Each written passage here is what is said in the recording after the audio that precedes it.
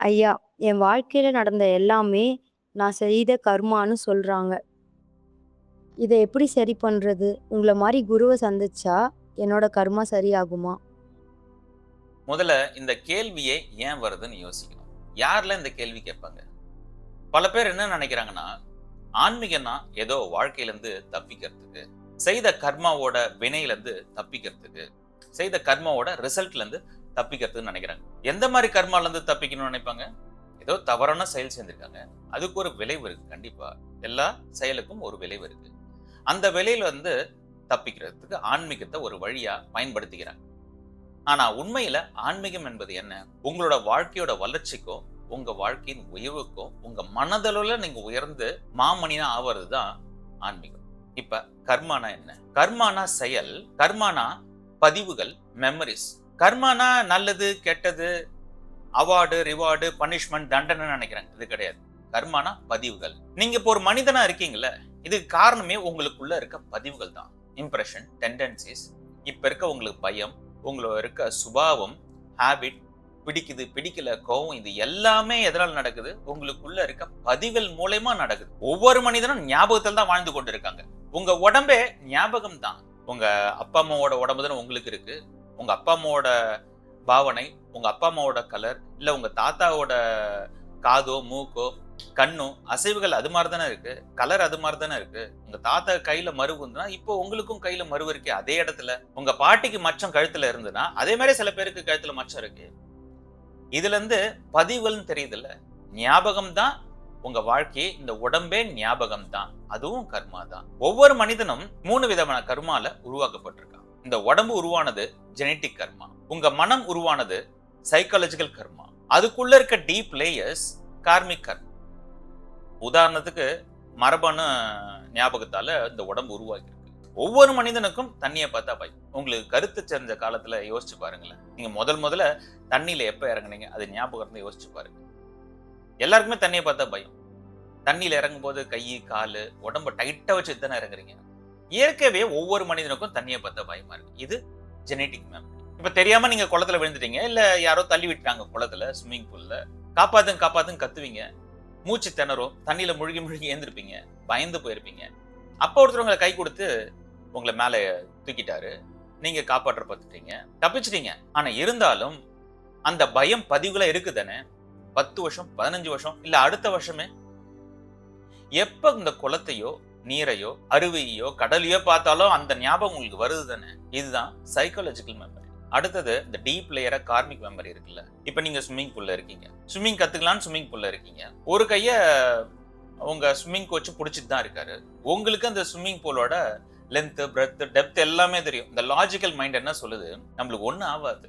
நம்ம உயிருக்கு ஒரு ஆபத்தும் கிடையாது. நம்மளுக்கு அடிபடாது. எல்லாமே சேஃப்டி தான் தெரியும். ஆனா இருந்தாலும் உள்ளுக்குள்ள ஒரு பயம் இருந்து கொண்டே இருக்குல்ல. இதுதான் கார்மிக். இந்த பதிவுகள் மூலியமா தான் வாழ்க்கை நடந்து கொண்டே இருக்கு ஒவ்வொரு மனிதனுக்கும். இந்த அன்கான்ஷியஸ் மெமரி இருக்குல்ல. இந்த அன்கான்ஷியஸ் தாட்டோட நம்ம பதிவுகளை பேஸ் பண்ணியே வாழ்க்கை நடக்கும்போது கர்மாவோட செயலுக்கு ஏத்த மாதிரி விளைவு நடக்கும்போது அதை நம்ம எதிர்கொள்ள முடியாம தவிக்கிறாங்க. ஒரு முக்கியமான உண்மை என்னன்னா, நீங்க இந்த ஆன்மீக பாதையில வர்றதுக்கே இல்ல குருவை சந்திக்கிறதுக்கே நீங்க பாஸ்ட்ல ஏதோ கர்மா பண்ணிருக்கணும். பாஸ்ட்ல ஒரு மெரிட் இருக்கு. அது இல்லாம உங்களால பார்க்க முடியாது. குருவையோ இல்ல ஆன்மீக பாதையிலேயே வர முடியாது. எல்லா மனிதனுக்கும் நான் யாரு?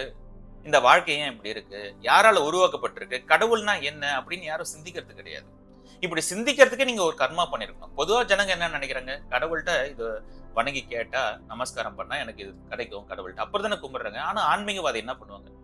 கடவுள்னா என்னன்னு சிந்திக்க இருப்போம். 12th முடிச்சுட்டு டாக்டரோ, லாயரோ ஆகணும்னு ஆசைப்படுறீங்க. பிஎஸ்சி, பிகாம் ஏதோ ஒரு மேல் படிப்பு படிக்கணும்னு ஆசைப்படுறீங்க. நேரா காலேஜுக்கு போயிட்டு நான் 12th முடிச்சுட்டேன். எனக்கு சீட்டை கொடுங்கன்னு கேட்டாங்க தருவாங்களா?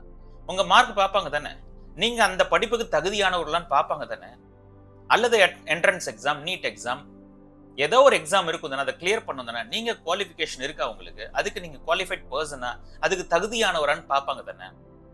அது மாதிரி ஆன்மீக பாதையில வரத்துக்கும் நீங்க தகுதியானவங்களா இருந்தா மட்டும்தான் வர முடியும். அதுக்கான செயல்களை நீங்க முன்கூட்டியே செய்து இருந்தா மட்டும்தான் இந்த ஆன்மீக பாதையில வர முடியும். இப்ப முக்கியமான கேள்வி வரும். குருவை சந்திச்சா குரு என்னோட பாஸ்ட் கர்மாவை கலைச்சிருவாரா? அது தேவையில்லாத கர்மாவை கலைச்சிருவாரா? என்னோட விதி மாறப்படுமா? என் வாழ்க்கையை மாத்துவாரா? அப்படின்னு கேட்டா குரு உங்க கர்மாவை கலைக்க மாட்டாரு. குரு உங்க தலைவிதியை மாத்த மாட்டாரு. குரு உங்க வாழ்க்கையை மாத்த மாட்டாரு. நீங்க ரோட்ல இருட்டு ரோட்ல நடந்து போயிட்டு இருக்கீங்க. ரோட்ல சின்ன சின்ன கல்லு, முள்ளு, பள்ளம், மேடா இருக்கு. முழு இருட்டு, பிட்ச் டார்க். இப்ப ரோட்ல நடந்து போகும்போது என்ன ஆகும்? எங்க கல்லு இருக்கு, எங்க முள்ளு இருக்குன்னு தெரியாது. கண்டிப்பா அடிபடும். முள்ளுல மிதிப்படுவீங்க. கல்லு கால்ல குத்தும், ரத்தம் வரும்.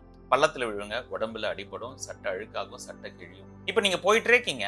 சடனா ஒரு லைட் எரியுது. ஸ்ட்ரீட் லேம்ப் எரியுது. வெளிச்சம் வந்துருச்சு.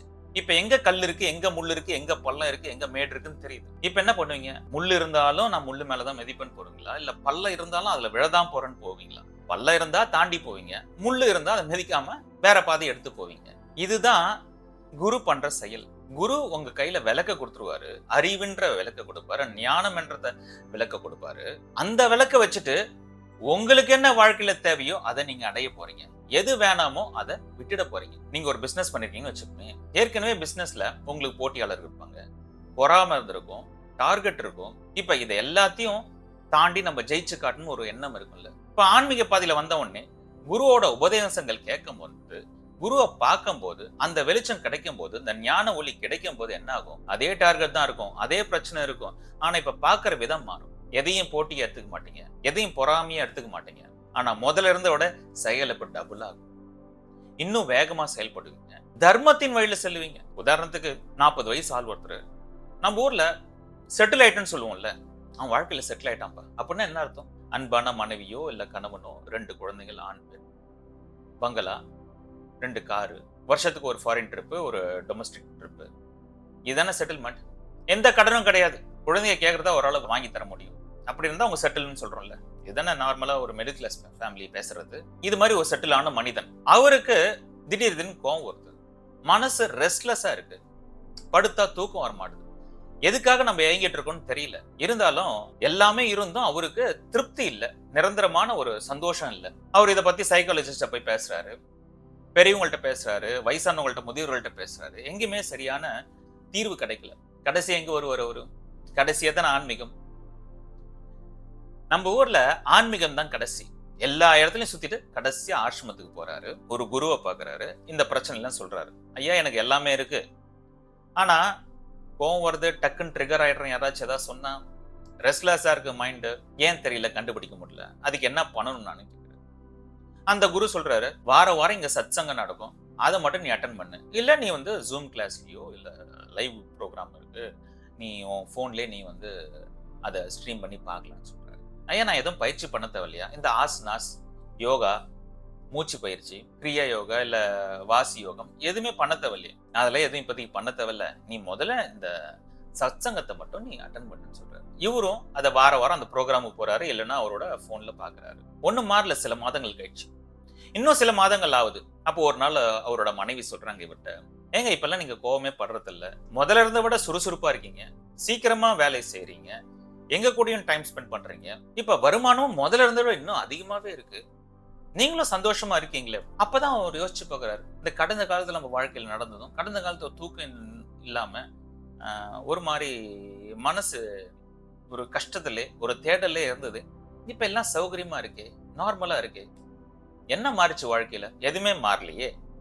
அதே குடும்பம், அதே குழந்தைகள், அதே வேலை, அதே பொறுப்பு, எல்லாமே அதே தான். ஆனா என்ன மாறிச்சு? உள்ள மனம் மாறி இருக்கு. எப்படி இது மாறிச்சு? ஏன்னா ஏற்கனவே இருந்த பிரச்சனை அவருக்கு இருக்கு. ஏற்கனவே இருந்த பிரச்சனை, ஒரு ஆபீஸ்ல இருந்த டார்கெட், அந்த காம்படிஷன் எல்லாமே இருக்கு. ஆனா அந்த காம்படிஷன் கூடயோ அந்த டார்கெட் கூடயோ ஒரு தொடர்பு வச்சிருந்தார்ல, வேற ஒரு பொருள் மேல ஒரு தொடர்பு வச்சிருந்தார்ல, இந்த ரிலேஷன்ஷிப் வச்சிருந்தார்ல, அந்த ரிலேஷன்ஷிப் கட் ஆயிடுச்சு. அந்த தொடர்பு இப்ப துண்டிக்கப்பட்டது. அதை கையால தெரிஞ்சுக்கிட்டாரு. இப்ப மனம் மாறிச்சு. எதனால? குருவோட தரிசனம். குருவோட தரிசனம், குரு கொடுத்த ஞானம். அந்த சத்சங்கத்தை தொடர்ந்து இவர் அட்டன் பண்ணும்போது மனநிலை மாறுது. குருவை பார்க்கும் போதோ இந்த ஆன்மீக பாதையில போகும்போது என்ன ஆகும்னா, உங்க வாழ்க்கையை முன்னேற்றாத செயல் உங்களை விட்டு போயிடும். உங்க வாழ்க்கையை முன்னேற்றாத கர்மாக்கள் இருக்கு, நீங்க செய்த கர்மா, அதெல்லாம் லூஸ் ஆகும். நீங்க ஈஸியா தட்டி விட்டுட்டு போகலாம். அதோட ரிசல்ட்டை நீங்க அனுபவிக்க தான் போறீங்க. எந்த கர்மா செய்திருந்தாலும் அந்த கர்மாக்கான விளைவு உங்களுக்கு வரும். ஆனா அது இந்த டைரக்ஷன்ல வரும்போது இந்த டைரக்ஷன்ல போயிடுவீங்க. அல்லது அதை எதிர்த்து அதை ஃபேஸ் பண்ணி அதை நல்லிஃபை பண்றதுக்கும் உங்க மனநிலை மாறும். உங்க வாழ்க்கையை முன்னேற்றாத நண்பர்கள், மனிதர்கள், அவங்க எல்லாம் தானாவே உங்களை விட்டு போயிடுவாங்க. நீங்க விளக்க மாட்டீங்க. உங்க வாழ்க்கை முன்னேற்றத்தை நோக்கியே போகும். மனநிலையிலையும் பொருளாதாரத்திலையும் உங்க வாழ்க்கை முன்னேற்றத்தை நோக்கி போகும். இந்த மனிதர்கள் தேவையில்லாத ஹாபிட்ஸ் இதெல்லாம் போகும்போது என்ன இருக்கும்? நீங்க தர்மத்தின் வழியில செல்லுவீங்க. தர்மம்னா என்ன? இங்க எந்த ரிலிஜனும் கிடையாது. இந்து தர்மம், இஸ்லாமிக் தர்மம், கிறிஸ்டியானிட்டி தர்மம், இந்த மாதிரி தர்மம். தர்மம் என்றாலே அது ரைட்டான செயல், ரைட்சியஸ் மட்டும்தான். இது நல்லது, இது கெட்டது, இது தீயது, இது கொடுமையானதுன்னு யாருமே உங்களுக்கு சொல்ல தேவையில்ல. நீங்க செய்யறது எல்லாமே லா பிரகாரம் தான் இருக்கும். வாழ்க்கை ஒரு ஃப்ளோல இருக்கும். வாழ்க்கை எஃபோர்ட்லெஸ்ஸா இருக்கும். கஷ்டம் இருக்காதுன்னு கிடையாது. கஷ்டங்கள் இருக்கும். அதை எதிர்கொள்வதற்கான மனம் மாறி இருக்கும். நீங்க எந்த டிசைன்ல உருவாக்கப்பட்டீங்களோ அந்த டிசைன்ல போயிட்டு இருப்பீங்க. ஃபார் எக்ஸாம்பிள், நீங்க ஃபார்மரா இருக்கீங்களா, டாக்டரா இருக்கீங்க, இல்ல டிரைவரா இருக்கீங்க, எந்த தொழில இருக்கீங்களோ அதை முழுமையா ஈடுபட்டு முழுமையா செய்வீங்க. தர்மத்தின் வழியில செய்வீங்க. அதுதான் இம்பார்ட்டன்ட். தர்மம்னா ரிலிஜன் கிடையாது, ரைட்டியஸ் திங். நேர்மையா இருப்பீங்க, உண்மையா இருப்பீங்க, வாழ்க்கை நல்லா இருக்கும், மனம் அமைதியா திருப்தியா நடக்கும். அப்ப குரு என்ன பண்ணுவாரு? குரு உங்க தலைவிதியை மாட்ட மாட்டாரு, உங்க வாழ்க்கையை மாத்த மாட்டாரு. அவரு உங்க வாழ்க்கையை நீங்களே நடத்துறதுக்கான ஞானத்தை கொடுப்பாரு. அந்த ஞானத்தை வச்சுக்கிட்டு வாழ்க்கை எப்படி இருக்கும்? இவ்வளவு நாள் ஜெயில இருந்த மாதிரி இருந்திருக்குல்ல வாழ்க்கை. இப்ப ஜெயில விட்டு வெளியே போறதுக்கான வழிதான் ஆன்மீகம். ஜெயில இருந்து வெளியே போனா என்ன இருக்கும்? சுதந்திரமா இருக்கும்.